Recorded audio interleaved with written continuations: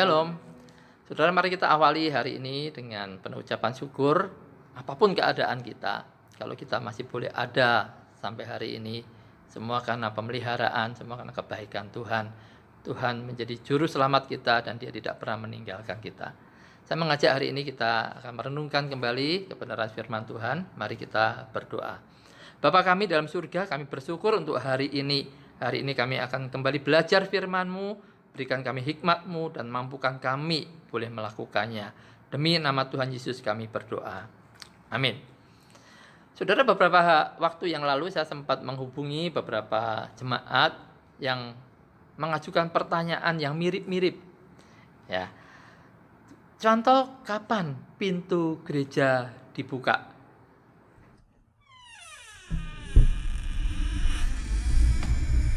Ya, tentu maksudnya tidak seperti itu, saudara. Tentu maksudnya kapan bisa beribadah kembali bersama-sama di gereja. Saudara, kita tidak tahu. Karena jawaban pertanyaan ini pasti berkaitan juga dengan jawaban pertanyaan kapan wabah COVID ini berhenti, selesai, bisa diatasi. Terutama di kota kita, di Pulau Bangka ini. Andai kata keadaan ini tidak selesai-selesai, sedangkan kita sudah saat ini kita sudah begitu kesulitan karena keadaan ini mempengaruhi ekonomi keluarga kita. Pekerjaan sudah mulai macet, bahkan sudah ada yang berhenti. Apa yang harus kita kerjakan, saudara? Apakah kita akan diam saja, meratapi nasib kita, ataukah kita akan masih wait and see? Ataukah kita berani mengambil terobosan, tindakan-tindakan, peluang-peluang yang ada untuk kita beralih usaha? Saudara, saya harap kita tidak hanya sekedar meratapi nasib, tidak melakukan apa-apa, karena itu tidak akan pernah menyelesaikan masalah, saudara. Kita punya Tuhan yang hidup, harusnya kita terus punya semangat, punya pengharapan. Ya, kalau burung di udara Dia pelihara, burung-burung itu pun tiap pagi bekerja mencari makan. Tuhan akan sediakan berkat-Nya. Nah, kiranya kita pun tidak patah semangat dan diam saja. Paling tidak kita bisa wait and see. Mungkin ini banyak dilakukan oleh para pengusaha. Ya, tetapi disadari bahwa tidak semua orang akan sanggup untuk wait and see, saudara.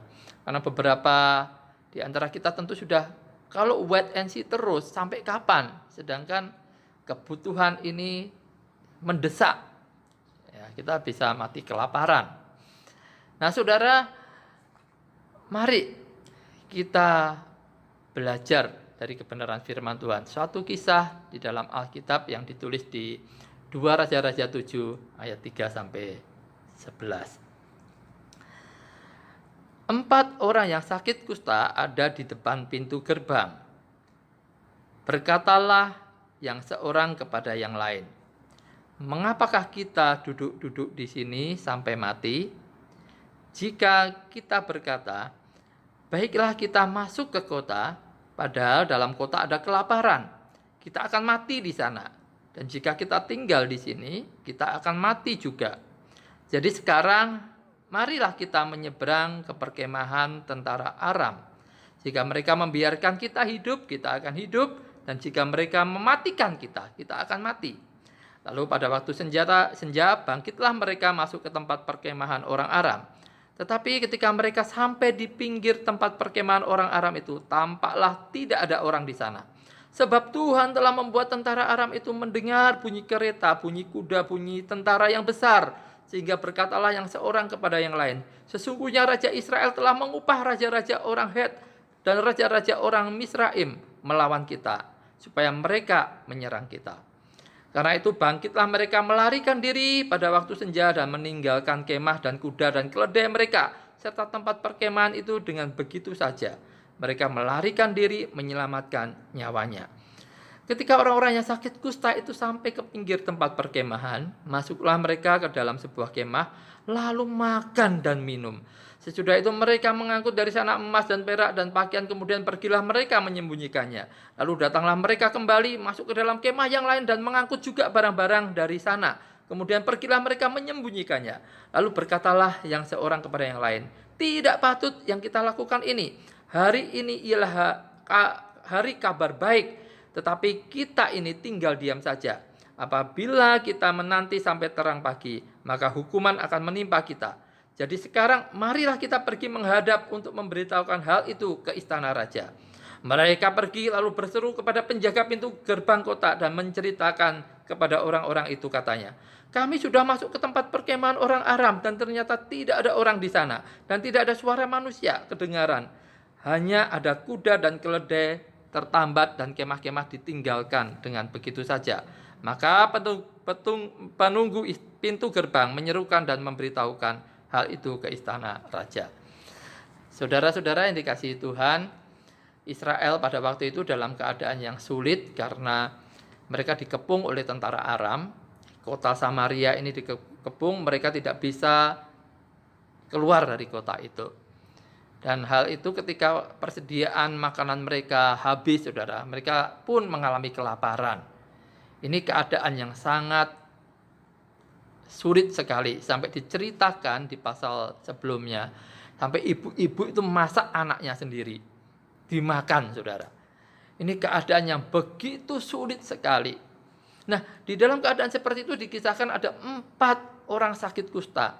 Orang yang sakit kusta pada waktu itu bukan hanya bermasalah secara kesehatan saja, saudara, tetapi mereka ini bermasalah secara spiritual, dianggap bermasalah secara spiritual. Karena orang yang sakit kusta itu dianggap najis, orang yang kena hukuman dari Tuhan. Maka mereka harus disingkirkan, tidak boleh tinggal di dalam kota. Mereka disingkirkan di luar kota. Mereka tinggal biasanya di depan pintu gerbang kota. Di situ ada penjaga yang menjaga. Nah, tentu bagi orang yang sakit kusta, 4 orang ini, ya mereka ibarat sudah jatuh ketimpa tangga, punya masalah kesehatan, punya masalah sosial dikucilkan, dan mereka pun punya masalah ekonomi, mereka pun mengalami kelaparan. Dalam keadaan seperti itu, saudara, kita bisa melihat apa sikap mereka. Ternyata mereka tidak diam saja, mereka tidak berpangku tangan lalu meratapi nasib mereka. Tidak, saudara. Mereka berpikir dan mereka mengambil keputusan untuk masuk ke perkemahan orang Aram. Ini memang tindakan yang berisiko. Tapi andai kata mereka pun tidak melakukan apa-apa, itu juga berisiko, saudara. Ya, kalau mereka masuk ke perkemahan orang Aram, mereka ketangkap, mereka pun akan dihukum mati. Tapi mereka berani mengambil tindakan dalam keadaan seperti itu.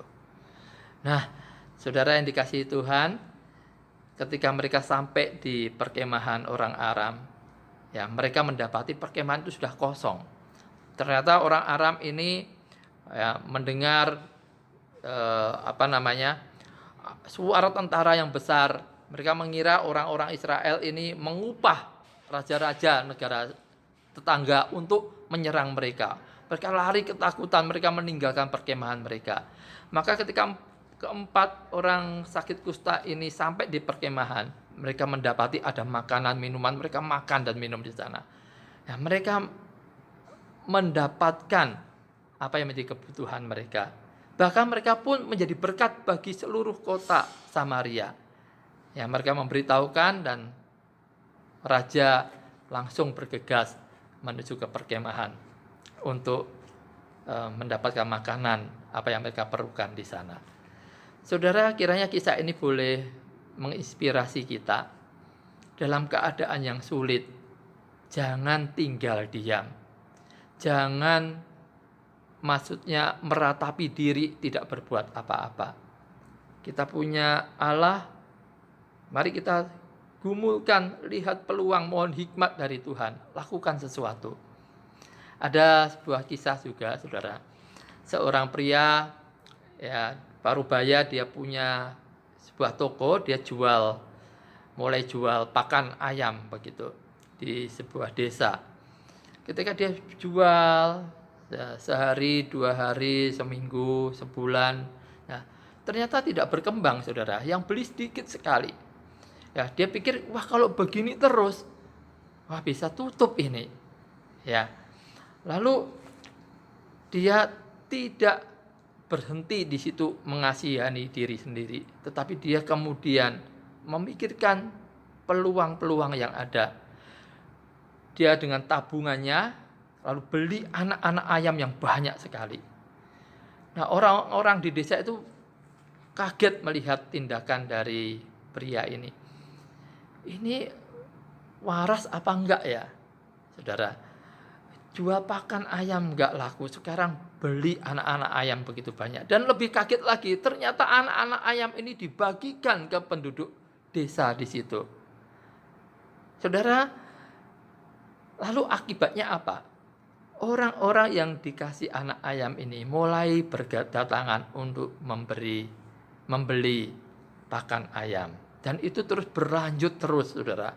Ya, mereka penduduk di desa itu banyak kemudian yang jadi peternak ayam. Nah, ini membuat usahanya mulai hidup lagi. Nah, saudara, cerita ini kiranya boleh menginspirasi kita. Ya, jangan putus asa. Mari lakukan sesuatu. Jikalau dalam kondisi wait and see, kita sudah tidak memungkinkan lagi karena persediaan kita sudah terbatas. Lakukan sesuatu. Lakukan sesuatu dengan pimpinan Tuhan, tentunya dengan pemikiran yang matang, melihat peluang-peluang yang ada. Saya bersyukur beberapa jemaat juga sudah mulai berani beralih untuk sementara, karena pekerjaan yang biasa mereka kerjakan sehari-hari mengalami kemacetan. Saat ini mereka sudah mulai beralih ke usaha yang lain dalam situasi seperti ini. Ini artinya mereka tidak putus asa, mereka berani mengambil tindakan. Nah, kiranya saudara, jemaat sekalian pun melakukan hal yang sama. Beberapa waktu yang lalu saya dikirimi oleh seorang jemaat, saudara, menarik sekali ya, tentang memperdayakan komplek lingkungan di sekitar rumah kita dengan menanam sayur-sayuran. Nah, ini juga suatu tindakan, suatu pekerjaan yang baik yang bisa kita lakukan. Bisa menopang untuk kebutuhan kita sehari-hari, jadi kita bisa menghemat, tidak perlu keluar uang untuk belanja di pasar. Intinya, saudara, renungan hari ini, jangan berhenti ketika keadaan sulit, engkau berhenti dalam mengasihani diri. Engkau berhenti hanya untuk meratapi diri sendiri, tidak melakukan sesuatu. Lakukan sesuatu. Tuhan akan memberkati usaha pekerjaan yang kita kerjakan. Janjinya, Dia tidak akan membiarkan kita. Dia akan memenuhi segala keperluan kita. Biarlah kita tetap semangat untuk melalui keadaan ini bersama dengan Tuhan. Amin. Mari kita berdoa. Bapa, kami bersyukur untuk kebenaran firman-Mu. Biarlah ini boleh menggugah kami.